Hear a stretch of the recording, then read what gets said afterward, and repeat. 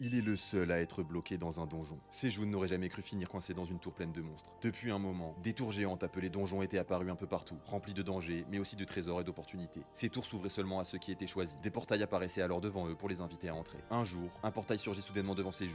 Il n'avait rien prévu, mais quand il voit le portail prêt à se refermer, il saute dedans sans réfléchir, pensant peut-être y trouver la gloire ou la richesse. Mais dès son arrivée, son rêve tourne court. Au lieu de rejoindre un groupe d'aventuriers, il se retrouve bloqué dans une minuscule crevasse, tout en haut de la tour, dans un étage isolé et dangereux, sans armes, sans alliés humains et avec juste quelques graines dans les poches. Sejun comprend que sa seule chance de survie, c'est d'utiliser son nouveau métier, maraîcher de la tour. Un job inattendu qui lui permet de cultiver même dans cet endroit cauchemardesque. Petit à petit, il transforme son trou en un petit coin sûr, plante des légumes, récupère des ressources et apprend des compétences spéciales pour s'en sortir. Heureusement, il n'est pas complètement seul. Il se lie d'amitié avec une famille de lapins qui vont devenir ses alliés pour affronter les monstres, trouver de la nourriture et améliorer son quotidien. Plus Sejun avance, plus il devient fort et développe ses talents. Son but, devenir assez puissant pour sortir de cette tour et montrer à tout le monde qu'il n'est pas un simple aventurier. Solo Farming in the Tower, c'est l'histoire d'un mec coincé dans un donjon dangereux qui se bat pour survivre en cultivant et en s'entourant d'alliés inattendus. À l'heure actuelle, vous avez 74 chapitres en français, je vous invite à les lire et me donner votre avis en commentaire. Salut!